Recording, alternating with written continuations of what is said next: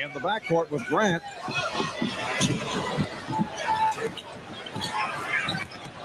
Jordan trying to shake off Starks. Oh, what a move by Jordan! It counts, and the foul. Well, this is an ego problem for Patrick Ewing. First of all, Jordan on the beautiful dismissal of the defense. In this case, Starks and then Oakley, and then the deception.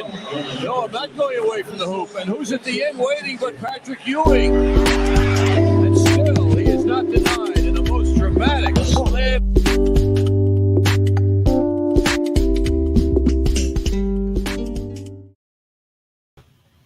Yeah! Hello, everybody, and welcome to the Maurice Brown Show. That was my main man, MJ, doing his thing from back in the day. You got to always love that. I'm Maurice Brown. Welcome to the show, the NBA playoff edition. And what's going down? Well, tonight we've got Boston and the Miami Heat at 8:30. Matter of fact, I think they just tipped the thing off. It doesn't look good for Miami. It does not look good for Miami. I think they're done. This is just a formality. Boston's going to go ahead and finish this thing off, and we're going to get ready for the next round. I feel bad for Jimmy Butler, but he's just broken down, and he's the heart and soul of that team. And if he can't go, I don't want to hear this stuff about Tyler Hero. Okay, I don't want to hear anything about that guy, and I don't really want to hear too much about Adebayo and Lowry and those other guys. Jimmy Butler is the heartbeat of that team, and he can't go. He's broken down, knees giving him a lot of problems, and I don't expect Miami to be around after tonight. We're probably going to move on to the next round. I feel really bad for Miami, and I don't want to discredit Adebayo and Lowry and the other parts of that team that help Jimmy out, but he is clearly the guy and heartbeat of the Miami Heat, and he just can't go. He's not going to be able to go tonight, and I think Boston will finish them off, and that's at 8:30. They're underway right now. I do believe they've tipped it already in Boston. This is going to this should be a wrap.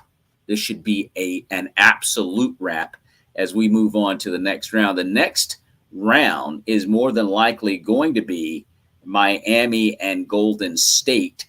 And I'm going to tell you right now, I think the Golden State Warriors are probably going to win the whole thing. Here's the thing about Boston. I don't think the Boston Celtics realize how good they are. I don't think they know exactly how their defense is impeccable. In fact, I would say the Boston Celtics are probably the NBA version. This is a loose comparison, but just work with me a little bit on this. The Boston Celtics are probably, from a defensive standpoint, the basketball version of the Baltimore Ravens. Like, they shut people down. They shut Kevin Durant down. Nobody shuts Kevin Durant down. Nobody does that. They did. They swept him. And they shut the Bucks down, albeit they did not have Chris Middleton. They took care of the Milwaukee Bucks. Giannis Antetokounmpo, arguably the best player in the world, and now they're about to dismiss the Miami Heat because of their defense. Their team defense is impeccable, and if they can carry that over into the next round, I see them beating Golden State. I don't have enough guts. Quite frankly and honestly, to go ahead and say, yeah, I got the Boston Celtics winning the whole thing. Okay, I don't have enough guts to do that, but hey, it is what it is. I think I'm going to go with them. We got my main man Aaron Moore joining the Maurice Brown Show. Aaron, what's going on, buddy? What's going on, Mo? How you doing, man? Hey, man, I'm doing great. I was just talking about the Boston Celtics and their Dr. Jekyll, Mr. Hyde personality. I think that if they knew who they were, which I don't think they quite know who they are, if the Boston Celtics realize that they can literally shut people down night in and night out, I would, because they're going to win tonight, I would pick them to beat the Golden State Warriors. I just can't trust them. I don't have the guts to say they're going to beat Golden State, but I think they have the potential. Your opinion? Yeah, they're gonna win tonight, and it's gonna be a Boston Golden State series, but they don't have it to beat Golden State. I just can't see them beating the big three. Steph Curry and this right here had put another escalante on his Hall of Fame career, basically. I mean, he's definitely in there with the greats now, especially after he wins this championship. But Boston, Golden State, I don't think they're gonna sweep them, but I don't know. Like you said, I'm curious to see what Boston shows up. Yeah, I think they have the ability to beat anybody in the league, and I just don't know. I don't think they know that they're as good as they are. But that being said, yes, tonight they should take care of the Miami Heat and move on. I feel bad for Jimmy Butler because he can't go. He's not 100%. His knee's pretty banged up. Now, that being said, they just tipped that thing off in Boston a few minutes ago.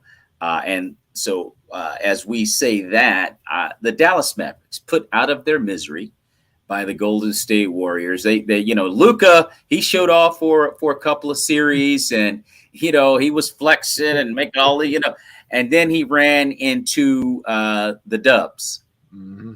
He ran into the Dubs, and let's be 100 right here. Luka Doncic does not have any help on that team. Spencer you can't throw Spencer Dinwiddie that's who I was about to say.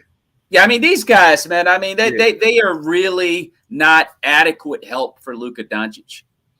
And he had to literally, carry them through, the best team not only this year, probably the best team in the last decade. Mm-hmm. And he had to do that by himself. He wasn't going to do that, Aaron. They just didn't have enough. I mean, like you said, he can't do it by himself, and he just ran into a brick wall, So, I mean, I don't think really nobody expected him to win that series. I didn't hear anybody expecting him to win that series, but he can't do it by himself. He need one more piece.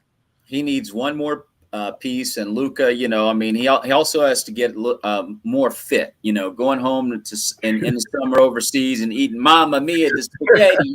It's like, hey, dude, you gotta get in shape, man. And he just kind of doesn't really care about that kind of stuff. He just shows up and balls out.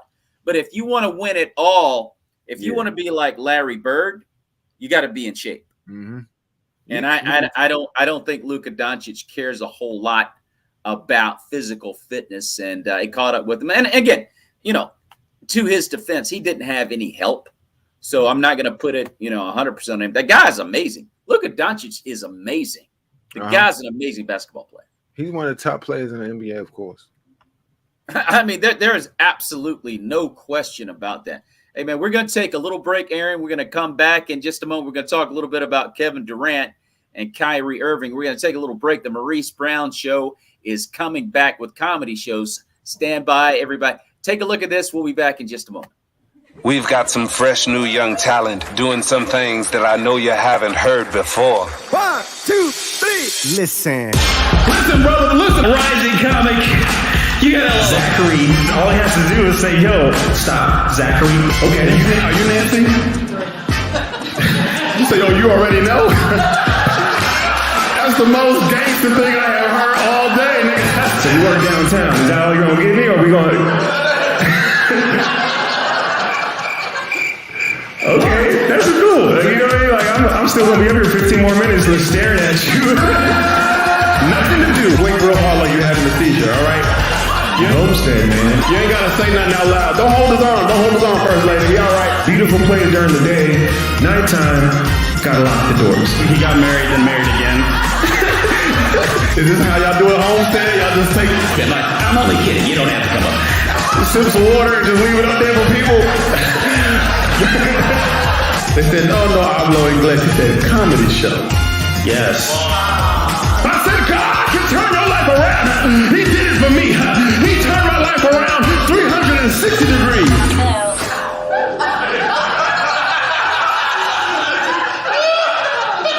Okay, some of y'all need to go back to math class. Y'all like, what's the problem with that? Oh, yeah, I tell you right now, that was my main man, Kason Wilson, who headlines most of my shows whenever I get them going, and that's going to be in a few weeks, so everybody stand back by for that. We're going to be back out on the road doing those shows. But Kason Wilson is now a writer for the new Jon Stewart show out in Los Angeles, so we're all going to be hooking up here pretty soon. The Maurice Brown Show is coming back, but right now you're watching the Maurice Brown NBA Playoff Edition. And Aaron, as I say that, where I want to jump back into some other NBA news as we wait on the winner of Boston and Miami. Why do you think the NBA playoffs have been so difficult to watch this year? Well, of course, the blowouts, not really competitive games are one, but I just think that it's just, I mean, when you have really one team that has more superstars than the other team, I mean, NBA is real different than any other sport. You really don't need a lot of superstar player. I mean, you don't need a lot of superstars players to make your team much better than the other team is what I'm saying. So like Kyrie Irving and Kevin Durant going up against, well, they out. Well, I shouldn't have brought them up because they out. They stunk it up, but they stuck it up. Yeah. I shouldn't have brought them, but you know, I should have used a different analogy. But I'm just no, you got it right. Yeah, it's just saying when you have these superstars on one team and then not really, for instance, like Donka and Golden State. That's the analogy I should have used before, since they just recently finished. But yeah, it's just not. They just don't have enough. It's just not enough for them. And you see last game when Klay Thompson came out and hit with 8 from 16 from 3-point range. So when you have all this talent, yeah, and other teams not matching that talent, then you're gonna have these blowouts like that. I mean, it's just gonna happen. And then especially when nobody's expected for Lakers not to be, well, we kind of expected that the Lakers not, and LeBron not in it. So you don't have, him. Yeah. You have Kevin Durant, Kyrie out. You don't have them in it. So look who's left. I mean, what do you expect? I mean, so that's just my opinion. Just the talent on each team is just, one is up here and the other one's up here, and just in my opinion. So you're gonna get some blowout games, and you're gonna get some close games. All of them wasn't blowouts, and and then you have the 76ers, and when you have one of your superstars, I'm not gonna say no names, but everybody know who I'm talking about. One of your superstars not showing up to the to the show, you're gonna get. You saw what happened. They got blown out. So yeah. And they got blown out terribly. So when one of your superstars don't show up, that's what's going to happen in NBA playoffs. So that's just my opinion. It's just not balanced. This year just hasn't been balanced for both teams. Yeah. Yeah, and I would totally agree with that. I think that there have been way too many threes, guys passing up layups to kick the ball back out to shoot from the popcorn stand. Makes no sense. Not basketball 101. You live and die by the three, which is what happened to Dallas. But no, I would agree with you. I mean, I think that's exactly what happened. Now, you mentioned somebody that I think that we have to go back and revisit. Because when you talk about a team that can't rely on their superstar to show up, at big moments, it brings, well, first of all, it brings James Harden to mind. But I'm going to skip over him real quick and look at Kevin Durant and Kyrie Irving. What have we learned about Kevin Durant and Kyrie Irving? I'm not gonna say that that both of them are done. I'm not gonna say that. They could surely come back next year and win a championship. I mean, that's just how talented they are. Yeah. You know, but I'm not gonna say they done. What can we learn from it? Learn from it. You just can't win with talent. I mean, you got to have some chemistry with the team. I think they, and then I think Steve Nash had a role in that where his offense was really a one ball dominant type of offense where you have Kevin Durant and then you have ISOs and pick and rolls. There was really no setup plays with teams, you know, it was easy to defend. I would say that because you knew what they was going to do. It was going to pick and roll, pick and pop, pick and drive. I mean, that's basically it between Kyrie and Kyrie and Durant. Yeah. So I think Steve Nash really had the biggest role in now they say play is play, you know. But when you run in ISO individual offense, that's not going to help the players. Coaches are supposed to put their players in the best position to succeed, and I believe Steve Nash didn't do that. And so, in my opinion, I think I will put more on Steve Nash. Now, mind you, that the closeout game, Kevin Durant didn't show up. You know, I do put that on him. The closeout game, he didn't show up. But in my opinion, I just think he wasn't the right fit for that position, in my opinion. And I can't put all the blame on Kyrie and Kevin Durant for what happened in Brooklyn.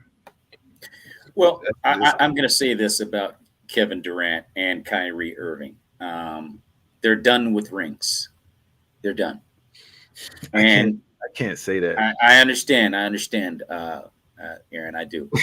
But I'm going to go ahead and throw that out there. I think they're done winning rings. I think Kevin Durant won his 2 in Golden State, courtesy of the Dubs. Okay, you know, let's be real, man. I mean, the Splash Brothers got him that time. They did not need him. They didn't need him, and he got 2 rings. Good for KD. Mm-hmm. Kyrie Irving got his ring courtesy of LeBron James.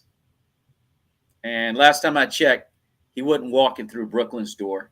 And I don't think Kyrie's walking through LA's door anytime soon because he doesn't get down with LeBron like that for whatever reason. But he doesn't seem to have. So he's done. And so I'm looking at those 2 guys, and I'm like, you were summarily dismissed from the playoffs in a sweep. You know why? Because they don't play defense. They don't defend at all. And it caught up with them. Luka Doncic is also a victim of the same issue, which is why you can't compare him to Larry Bird. He doesn't rebound. He doesn't play defense. And the old adage is defense wins championships. Yeah, you got to have some offense, but you have to defend. You have to be at least decent, like middle of the road on defense. Mm-hmm. And they are terrible. They suck. They don't play defense. So it is what it is. They didn't play defense. You are 100% correct. But their offense is so potent. If they're on, then it doesn't matter. It doesn't matter because, I mean, we have seen games this year where their defense was terrible and they still won by 10 or 15 points. You know, but just because they was just on and that offense was so potent. But as you see, when your offense is not, when them buckets ain't dropping and then you still got that terrible defense, it's just not going to work. No, it's not. And as I say that, there's a friend of mine. I think we got somebody chiming in here. This is my cousin Hilda. She says defense is key. Yes, Hilda.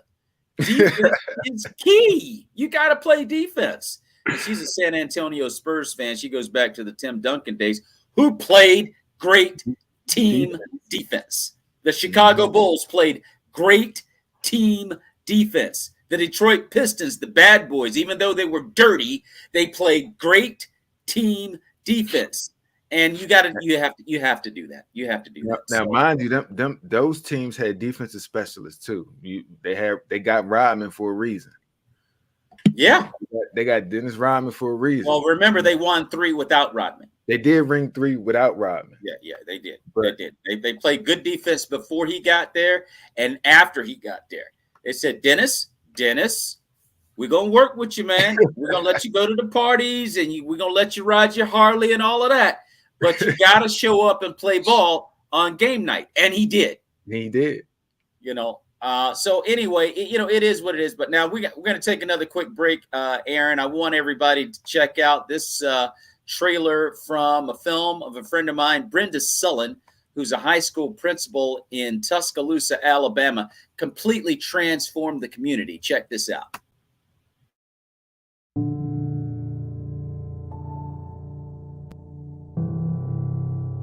It bothers me when people characterize any kid as a bad kid. Kids aren't born bad. Kids are taught to be bad. The Black Belt of Alabama is primarily all African American citizens, where a large number of them live in poverty. The school became chaotic. It was like a madhouse. Riots were breaking out, kids were fighting. Gang violence, drugs, weapons. You would know where people was having sex at. The little dugouts, the hideouts. 12 pregnancies per year, 40% dropout rate. It didn't seem like the kids had any structure. I honestly thought, I can't stay here.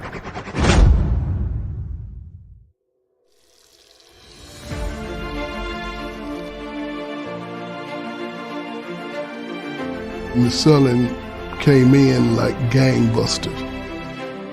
There was a parent yelling, screaming, and she says, if you're ready to fight and do all those things you're saying, come on, I'm ready now. If you are not here for these children, you will not remain here. I said, Lord, what do you want me to do with this? He said, you got to bring me in there. And I did.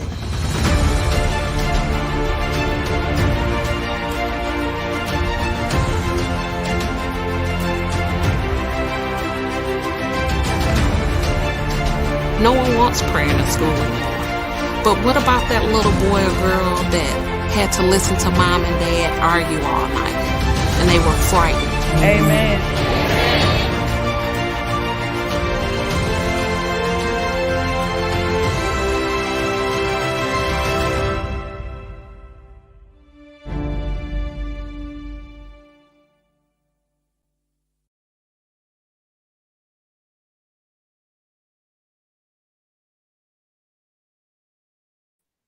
Love Goes Public. That stars Brenda Sullen, a real life story that's going down in Tuscaloosa, Alabama. You could see that film by Kevin Flanagan on Tubi. You can watch it for free. You just have to watch the commercials, but you can watch the entire movie for free on Tubi, playing right now. Great film and a true story.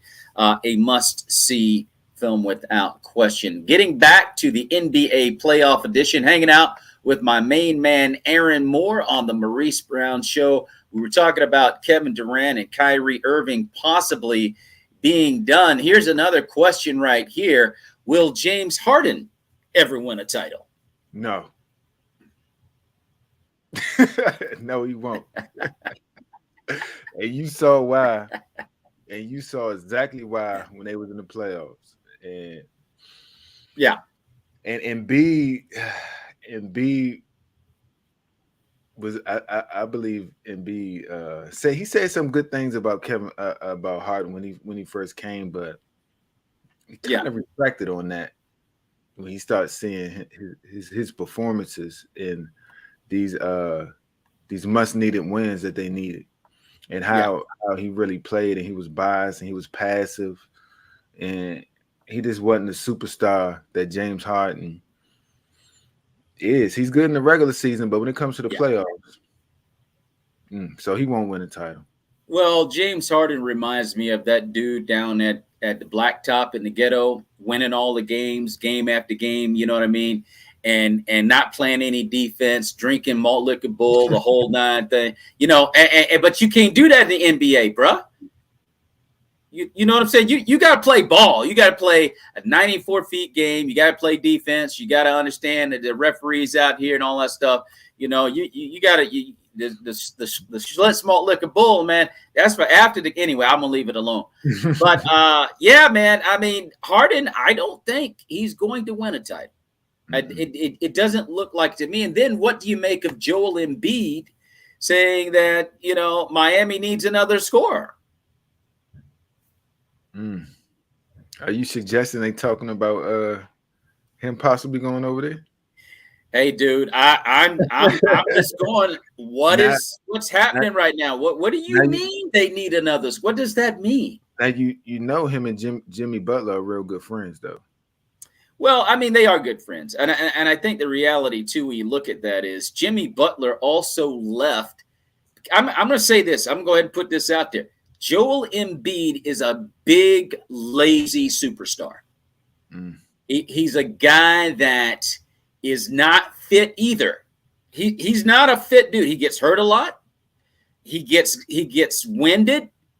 And I'm looking at him, and I do have to give him a pass because Harden didn't show up. I mean, James Harden just didn't show up, man. It's not so much about Embiid as it's like 95% on James Harden. It is. Yeah, I agree with that. And it's like, well, what motivates this guy? What is in his brain? Is he a choker? Is he just a little mamby-pamby baby who, if he can't get his way, he'll take his ball and go home? I mean, what's up with him? When the lights get bright, he choke. You know, when the lights get bright, he choke. I mean, he just don't show. Well, in this playoff series when they lost, he was real passive as well. He wasn't aggressive. I mean, you a superstar. You got him and Embiid should have been aggressive. Yeah. You know, no, I'm this is my ball, my rock. I'm scoring. You know, that's it. If I'm in trouble, I'm gonna pass it. Right. You know, if you wide open, I'm gonna pass it. But no, this is me and Embiid's rock. You know, so but he didn't have that mentality. No, he did not have that mentality, and it just makes you wonder, you know, what is. I think you're right. I think we may be looking at a choker. Quite frankly, I mean, I hesitate to call him that because I think there's another agenda going on with Harden and teammates as well. You know, and like this time, supposedly he had a problem with Doc Rivers, and I'm like, how do you have a problem with Doc Rivers? That I don't get. Now it's Rivers. Before it was Russell Westbrook, and before that, it was CP3. And then you go to Brooklyn, and then you got a problem with Kevin Durant and Kyrie Irving. So you see that there's a narrative developing there. It's like a relationship. When you see somebody continue to be with they in a relationship, but also they now that went over, something wrong with them. Then they with another person, something wrong with them. Then they with another person, it was something wrong with that person. Yeah. At some point, you got to start looking in the mirror and be like, maybe it's not them, maybe it's me. That's it. That's it. I think that's what Harden has to do. He needs to look in the mirror and be like, maybe it's me. It wasn't everybody else. You know, but gee whiz, how about that? It wasn't everybody. How about that?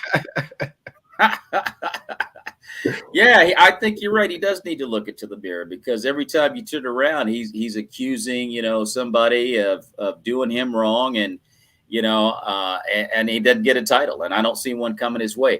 Aaron, we're going to take another break, and we're going to come back and continue this conversation. I want everybody to check out this video that my son Gabriel Brown is a part of. He started an episodic called The Therapist, which is a spinoff of Batman. And this is the third episode that he's done. And it is a tremendous, tremendous series. And here's episode 3 of The Therapist.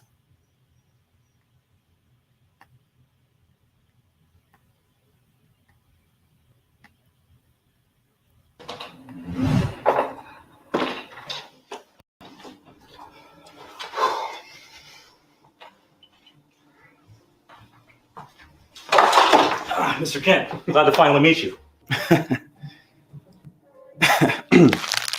Ooh. Okay. All right, sir. Yeah, have a seat for me, Mr. Kent. Yeah, quite a grip you have on you. Sorry, I've had a long day. Well, that's why I'm here. So, tell me, why was it a long day? Well, subscriptions are down at the Daily Planet, and that means lower ad revenue. If things keep going the way they are, we're projected to go bankrupt by the end of the quarter. I mean, how could this happen? People just don't respect the paper anymore. Well, I've been subscribed to the Daily Planet for quite some time now, and I've read some of the articles that you've written, and they only ever seem to be about Superman. Do you think that may be attributing to lower subscriber count? What do you... I mean, no, not at all. People love Superman. I love Superman. Everyone loves Superman. Superman saves the world. He always does. Well, in the last article you wrote, Superman saved a kid from a tree. And before that, helped an old lady cross the street. And before that, engages in a chess game at the park. I mean, this isn't groundbreaking journalism, Clark. There are more important things in the city, like the new orphanage that just opened up. Maybe you could write about that. Well, if I don't write about Superman, then people won't appreciate all the good deeds he does for our city. Maybe it's okay to shift the attention from Superman to more important and influential figures. Who's more important than Superman? Superman is the most iconic, culturally significant icon who has ever lived. Ever. Clark, Superman has been dwindling in the larger media since, I'd say, Man of Steel. I loved that movie. I thought it was great. You're not serious. Zack Snyder is my favorite director of all time. Well, Christopher Nolan did The Dark Knight. Sorry.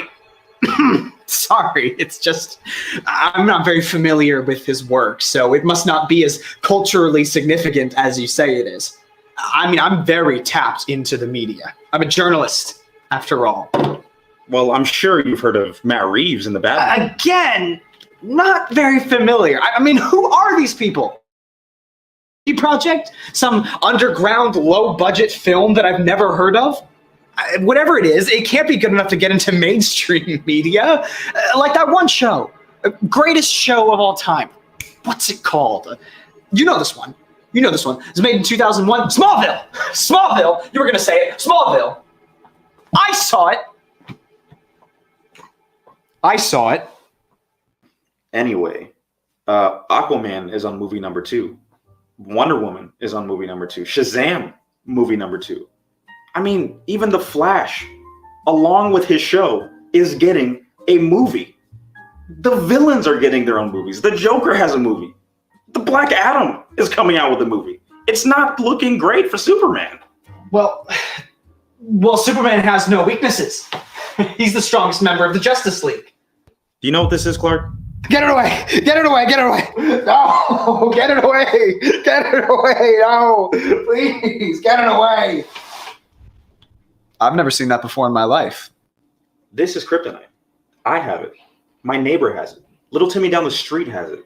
Lex Luthor is selling this $10 to the gram. It has never been easier to box Superman. You see these? Magic. Pick a card. I mean, Houdini's putting your favorite superhero on the stretcher, let's be real. I digress, though. Seems a weird off topic. As far as your career goes, have you thought of maybe quitting your job at the Daily Planet? You want me to abandon the planet? Yeah. No. No.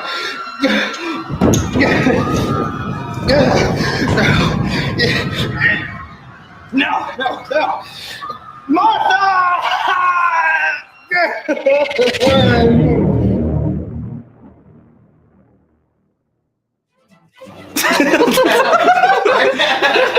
Like the role is real. It's like.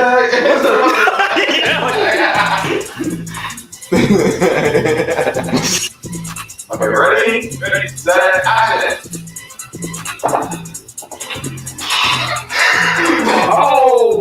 Oh, bro, please. Maybe it's time for you to, I don't know, quit your job at the Daily.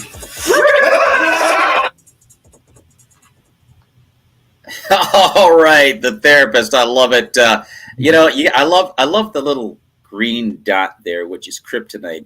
Lex Luthor is a problem. Of course, you and I both know how much of a problem Lex Luthor can be. But that being said, that's my son's episodic called The Therapist, a spinoff from Batman. Back to the Maurice Brown Show, NBA playoff edition. As a matter of fact, right now, as we speak, in the NBA playoffs, the Miami Heat are actually leading the Boston Celtics 19-13 with about a buck left in the first quarter, which is kind of surprising. But, I mean, we got 4 quarters left. What's next, Aaron, for LeBron James? That's a good question. It looks like he's coming back to the Lakers. Yeah. The question is, who's going to be their coach? Yeah. And I think that's a big one. And do they have enough to win a championship?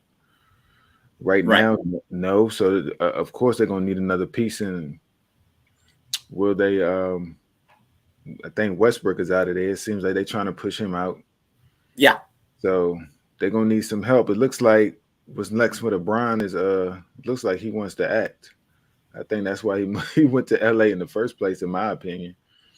Yeah, I mean, the way he's go ahead, my bad, Aaron. he's trying to transition for his next career move. So I mean, I don't think he's gonna win another championship. I say that. Well, Pierre says LeBron is on his retirement tour for the remainder of his career.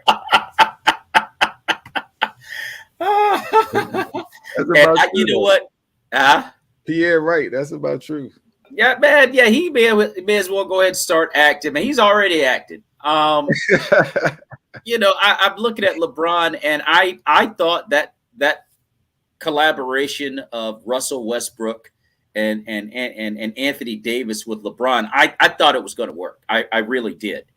And you could blame it on a lot of things. Injury certainly got AD and LeBron, but I think the biggest question for me that developed was the absence of Russell Westbrook's dominance. Mm-hmm. He just wasn't Russell Westbrook the entire year, and I think that was the biggest question mark for most NBA fans. It's like how do you explain that?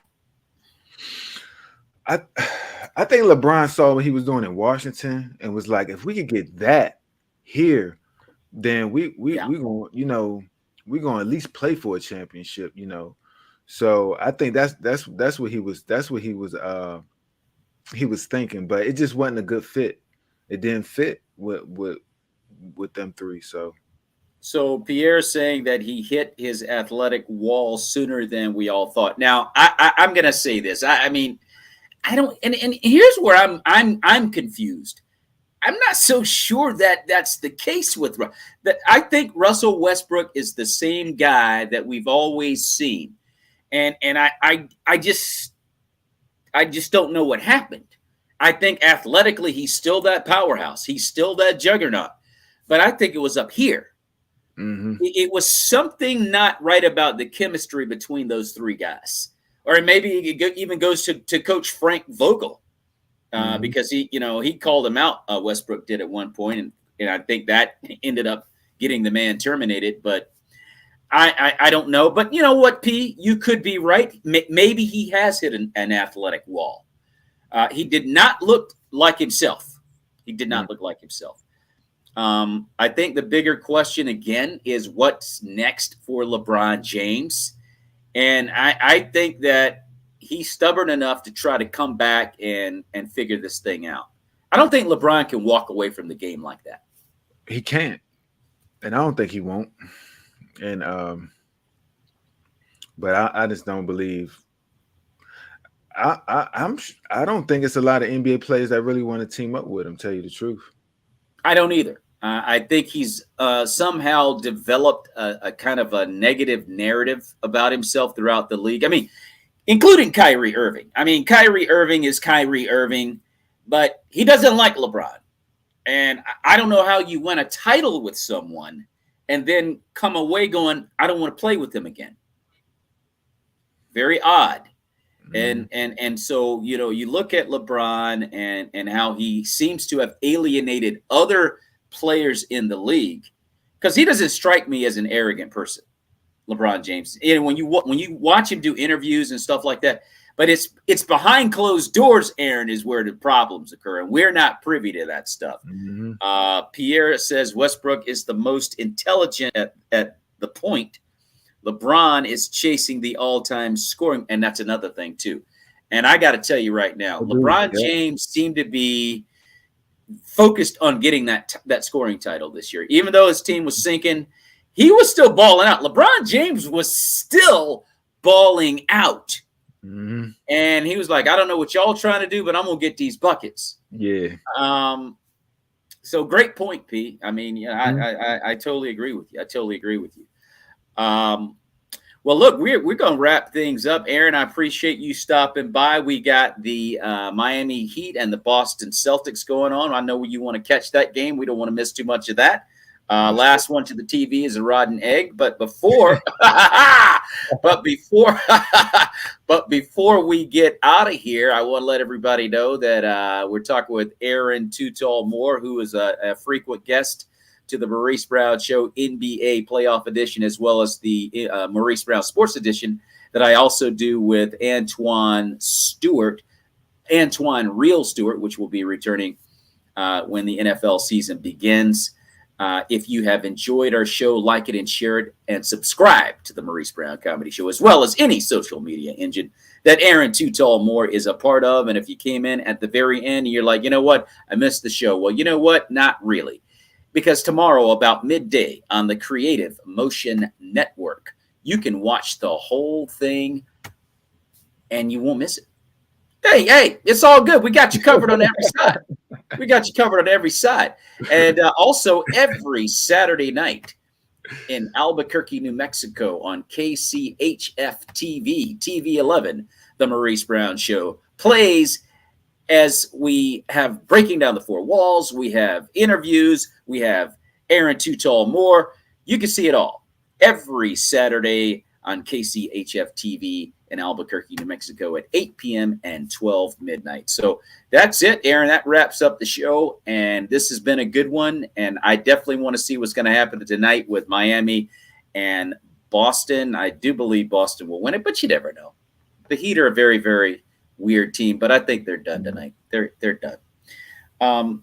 But in the meantime, may the peace of Jesus Christ, Aaron Too Tall Moore, be with you and your family. God bless you, brother.